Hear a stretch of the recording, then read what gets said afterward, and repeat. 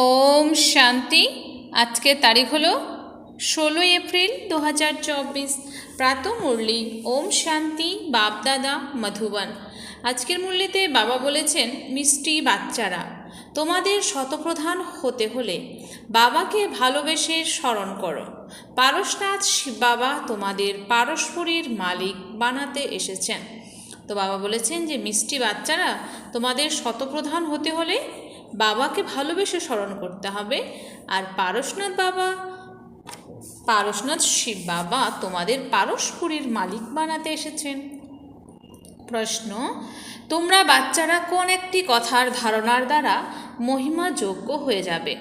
উত্তর: খুব খুব নির্মাণচিত্ত নম্রচিত্ত হও। তো খুব নির্মাণচিত্ত নম্রচিত্ত হও। কোনো বিষয়ের অহংকার থাকা উচিত নয়।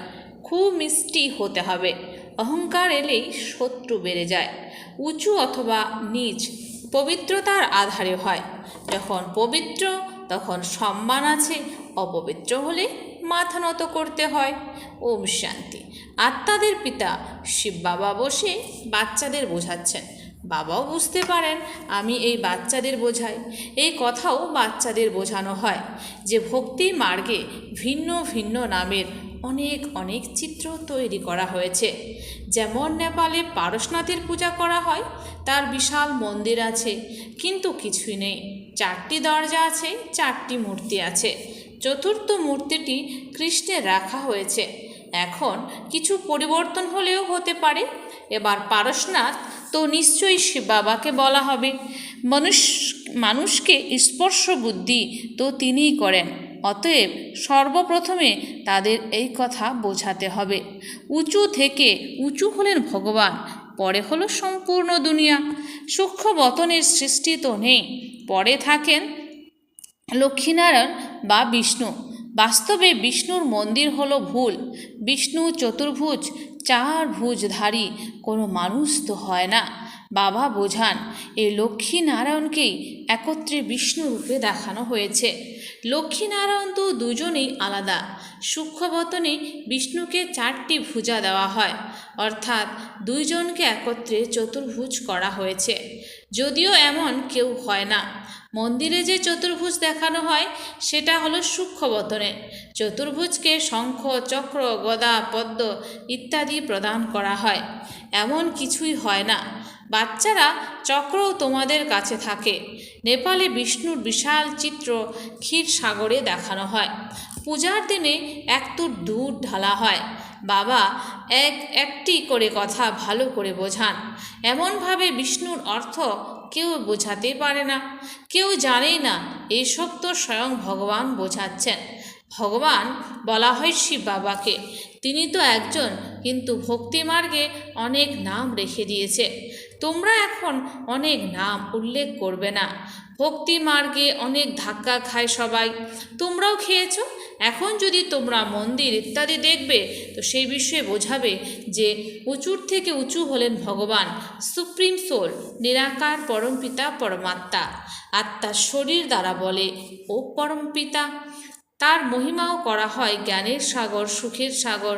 ভক্তি মার্গে একজনের অনেক চিত্র আছে। জ্ঞান মার্গে তো জ্ঞান সাগর হলেন একজনই, তিনি হলেন পতিত পাবন, সকলের সদ্গতিদাতা। তোমাদের বুদ্ধিতে সম্পূর্ণ চক্রটি আছে। সর্বোচ্চ হলেন পরমাত্মা। তার উদ্দেশ্যেই প্রশস্ত রয়েছে যে স্মরণ করে সুখ প্রাপ্ত করো, অর্থাৎ একমাত্র বাবাকেই স্মরণ করো বা সিমরণ করতে থাকো। তাহলে দেহের সকল কলহ ক্লেশ মিটে যাবে। তখন জীবন মুক্তি পদমর্যাদা পাও। সেটাই হলো জীবন মুক্তি, তাই না? বাবার কাছে এই সুখের উত্তরাধিকার প্রাপ্ত হয়।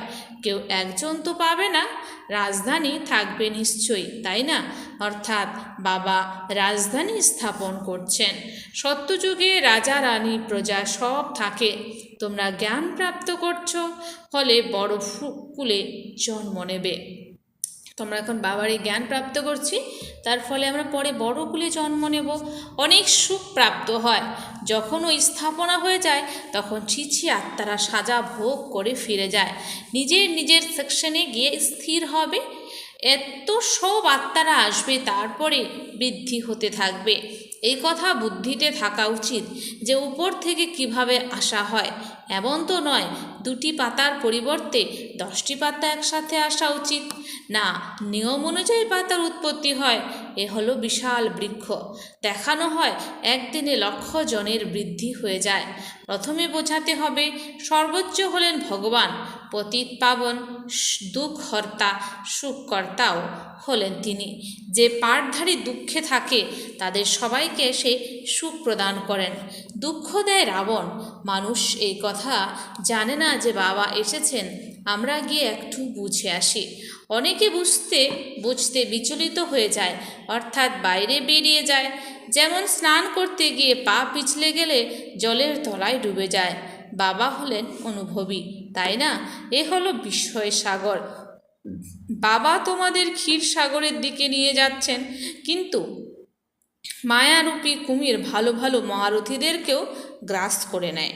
জীবিত থেকেও বাবার কোলে স্থান অর্জন করেও রাবণের কোলে চলে যায়, অর্থাৎ মরে যায়।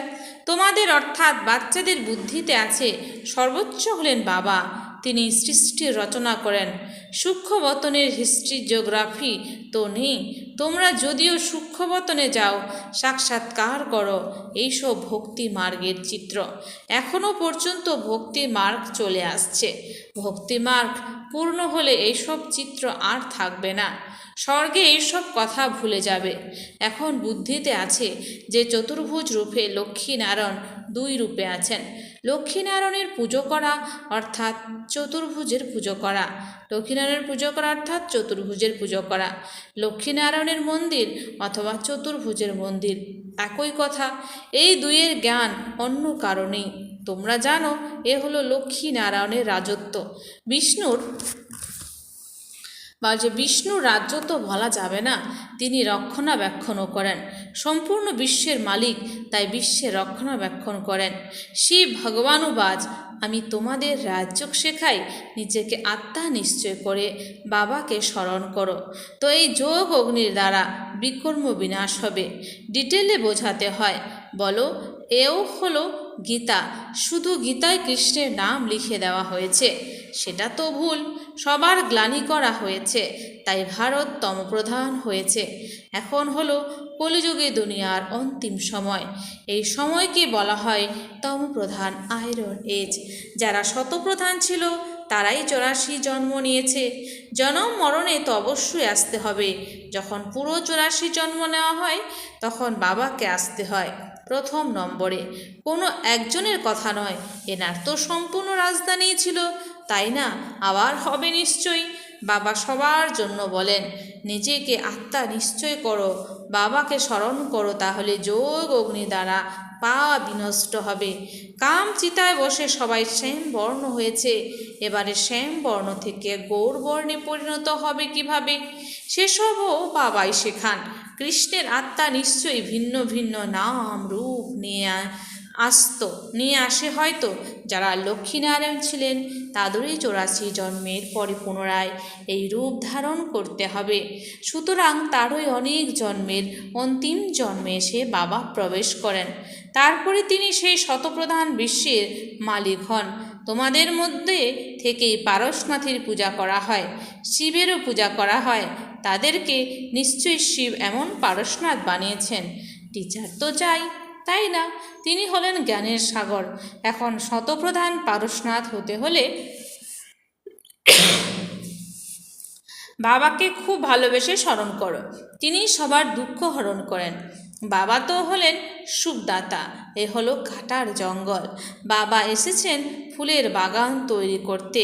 বাবা নিজের পরিচয় দেন, আমি এই সাধারণ বৃদ্ধ দেহে প্রবেশ করি, যিনি নিজের জন্মের কথা জানতেন না। ভগবানুবাজ, আমি তোমাদের রাজযোগ শেখাই। সুতরাং এই হলো ঈশ্বরীয় ইউনিভার্সিটি। মুখ্য উদ্দেশ্য হলো রাজা রানী হওয়ার, তার জন্য প্রজাও তৈরি হবে। মানুষ যোগ অনেক করে, নিবৃত্তি মার্গের মানুষরা তো অনেক হঠ যোগ করে, তারা রাজযোগ শেখাতে পারে না।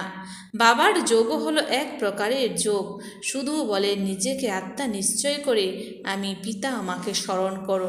84 জন্ম পূর্ণ হয়েছে, এবারে ঘরে পরমধামে ফিরে যেতে হবে। এখন পবিত্র হতে হবে, এক পিতাকে স্মরণ করো, বাকি সব কিছু ত্যাগ করো। ভক্তিমার্গে তোমরা গায়ন করেছ যে তুমি এলে আমরা এক তোমার সাথেই যুক্ত হব, অর্থাৎ নিশ্চয়ই তার কাছে উত্তরাধিকার প্রাপ্ত হয়েছিল, তাই না? অর্ধকল্প হলো স্বর্গ, তারপরে নরক, রাবণ রাজ্য আরম্ভ হয়, এমনভাবে বোঝাতে হবে।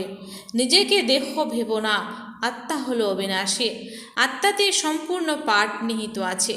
যা কিছু তোমরা প্লে করো, এবারে শিব বাবাকে স্মরণ করো, তাহলে ভবসাগর পার হয়ে যাবে।